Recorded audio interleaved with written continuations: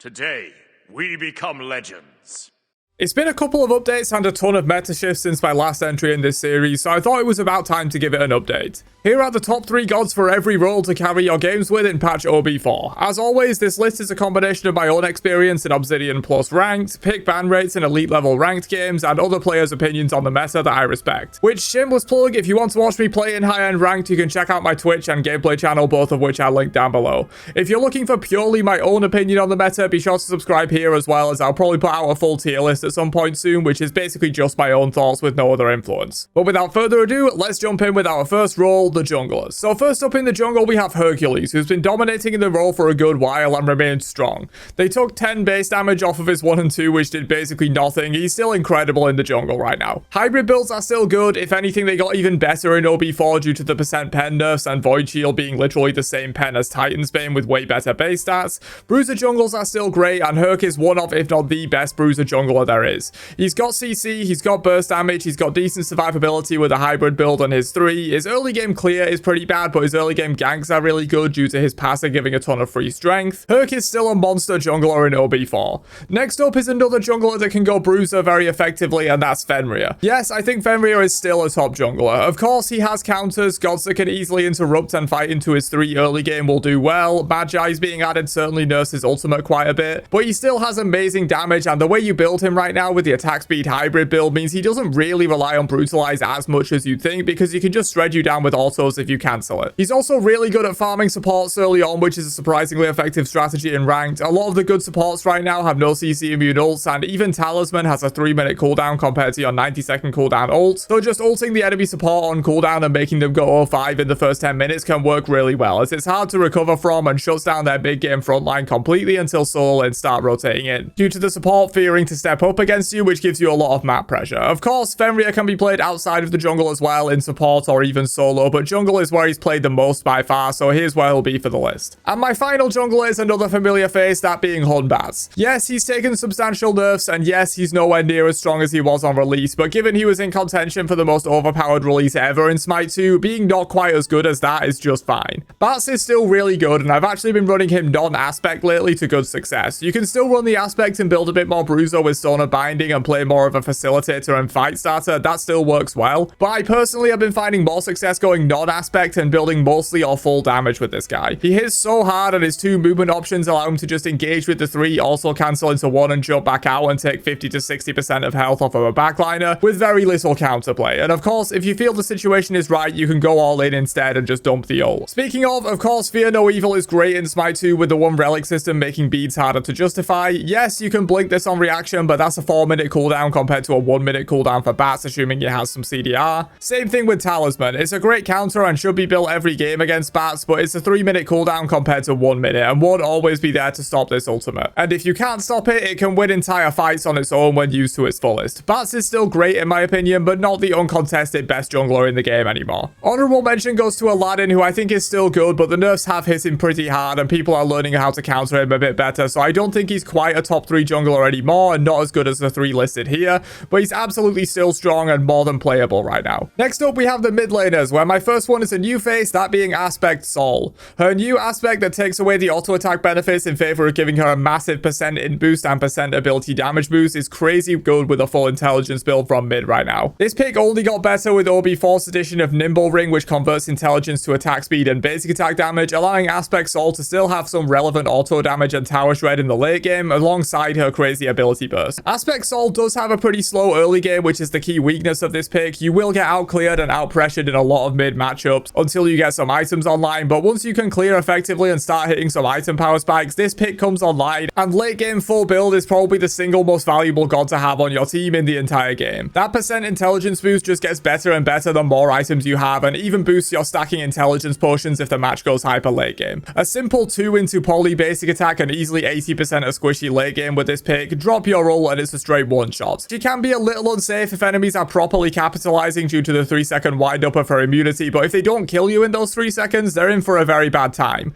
as the 3's explosion on its own does insane damage, and you probably have your cooldowns back by the time the immunity wears off and can dump your kit. Aspect Sol is absolutely disgusting right now, and you can even play this pick in ADC if you want to and still do work, but it's far more common in mid for obvious reasons. Next up, we have one you probably all expected, and she's sort of become the emoji of mid laners, that being Hecate. This pick, when piloted to its full potential, does so much work, it's unreal. She's way safer than you'd think due to her ultimate basically being a get out of jail free card, and her 3's movement speed is no slouch either. Her damage won't quite rival something like an Aspect Sol, Zeus, or Anubis, but it's more than adequate, and the utility she provides to the team is higher than almost any other mid laner in the game. Her ultimate is one of those, if this thing hits multiple people, we almost certainly win that fight kind of abilities, due to the displacement and follow-up damage from her 2-on-1, as well as her team's follow-up. Hecate just kind of does everything you want from a mid laner, and is very versatile. So if you can play her well, she's absolutely worth picking right now, in my opinion. And my final mid for the list is the Morrigan, who is another that is quite hard to play optimally, but if you can, this god is just absolutely busted right now. You can run her with or without the aspect, but I do think she's better with it, as you can do some absolutely stupid stuff when you have the fallback of TPing to the decoy, or just bait people by throwing it into their backline until eventually they get complacent and you TP in for a one-shot, then ult into a tank or a jungler to keep diving or just get out. The fact that Mori gets the transformed god's relic is also insane, with her basically having a free combat blink on a very short cooldown a lot of the time. Her ult is just busted, and even her base kit can completely delete people in the late game with a Polynomicon proc. She's also super hard to play around without exceptional team communication and coordination, which makes her great for just causing chaos and winning off of that. Morrigan is pretty ridiculous right now if you can play her well. Honorable mentions for mid lane go to Agni, Vulcan, and Anubis, who I think are all solid right now, but definitely a step below this top 3. Alright, moving on though, next up we have the ADCs, where my first pick for the top 3 is the new kid on the block, Artemis. She launched with an aspect and is seeing success both with and without it with the ADC role, and even some potential in mid, but mostly as an ADC, so that's where she'll be for this list. In terms of aspect or no aspect, I do think both have their merits, but generally I've seen people have more success with the aspect. She does lose the CC chain of Tusky into trap, but gains a ton of early pressure that helps her normally weak early game and laning phase to allow her to get to that disgusting late game she's known for. Amped up even further by her near infinite duration steroid on the 2 thanks to a +1 coming into the sequel. She's got some of the highest shred among any ADC in the late game, and with the aspect on, her early game isn't half bad either, and if you're not rocking the aspect, she also has some of the highest CC of any hunter as well. Artemis is great right now and definitely a top 3 ADC. Moving on, we have a familiar face in Ula, who remains strong in OB4 and can see play in other roles like mid, solo, and jungle occasionally, but is mostly played as an ADC. Ula has somehow avoided major nerfs and only really receives slaps on the wrist, like slightly lowering the duration of his steroids. His damage has barely been touched, and he's still way more fluid and fast casting than he was in Smite 1, allowing for some crazy plays. Of course, as we all know, getting hit by an axe in the mid to late game without beads probably means your death against a good Ula, with how easily he can weave in auto attacks in between abilities for a free one-shot. His super early game first few levels isn't amazing, but once he gets some points into his 1 and 3, he clears lane just fine and can even go for a Bumpers Hammer instead of Bluestone, which sacrifices clear speed on the minions for better jungle camp farming, and a very useful passive with the cooldown refund on auto attack cancels. This god still destroys in the hands of a good player. And my final choice for ADC was a little harder to choose, as there are quite a few that could have taken this spot, but ultimately I went with Cupid, who's been a bit of a rising star that's seeing a lot of success lately. Much like Artemis, I think you can make Cupid work both with and without the aspect. Both are strong but offer different benefits, with the aspect trading some damage for some utility. Much like Artemis as well, Cupid also brings a high amount of CC and teamfight impact compared to a lot of other ADCs, with his giant AoE ultimate that, while countered easily, can wreak absolute havoc if the enemy team Stampede is on cooldown, and if your Cupid ult can force their talisman, you're also pretty happy. Cupid's sustain that he brings to the team also can't be overlooked as a unique benefit to having a Cupid in ADC over anything else.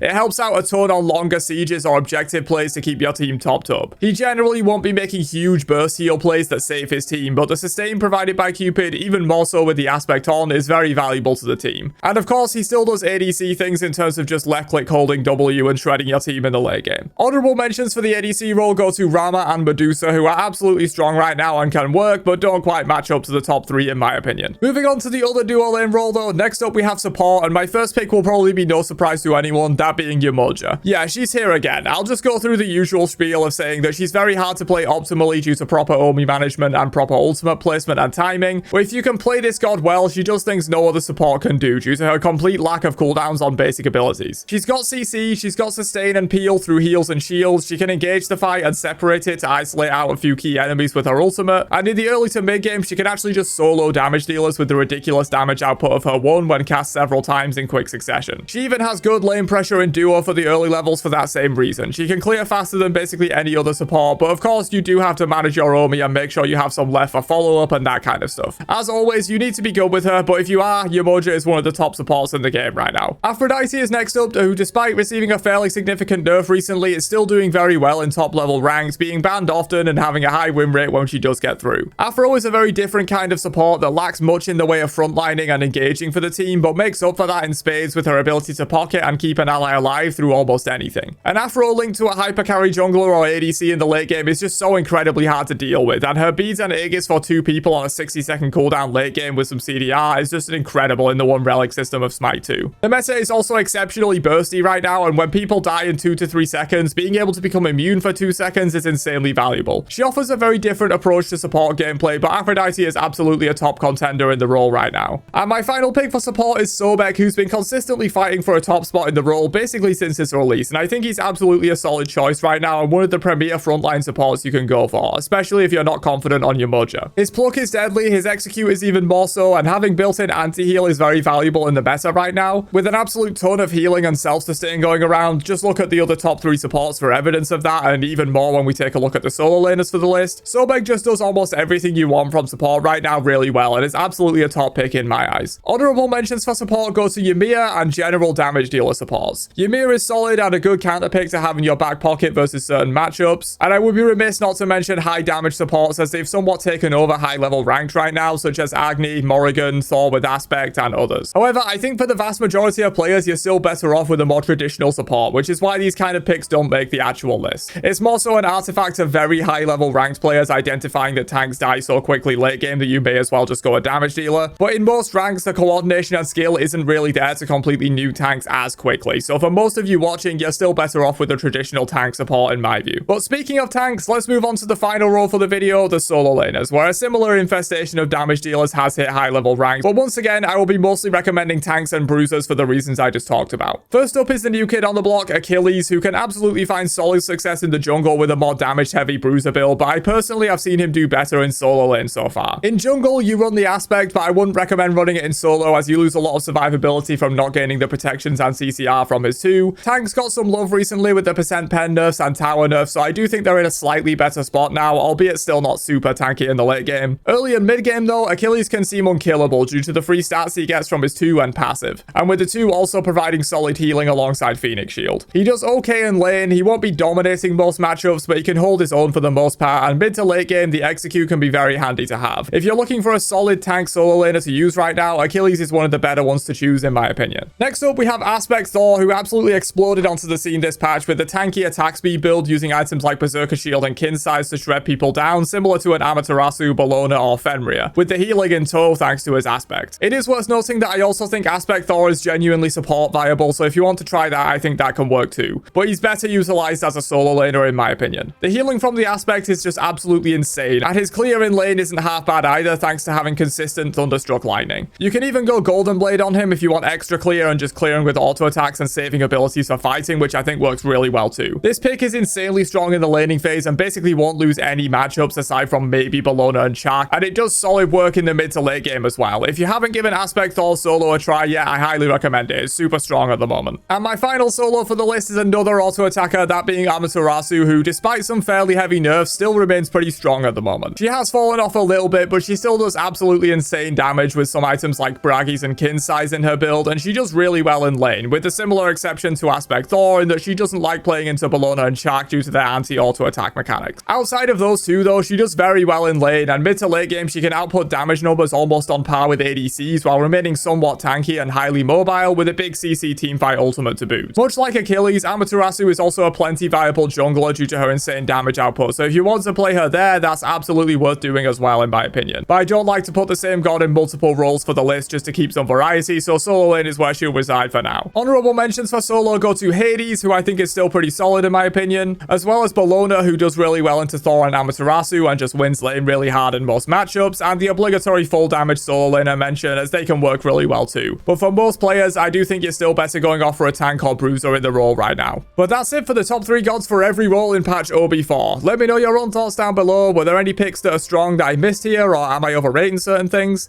Let me know down below, and I'll catch you guys for another one later on. Have a great day, and peace out, you nerds.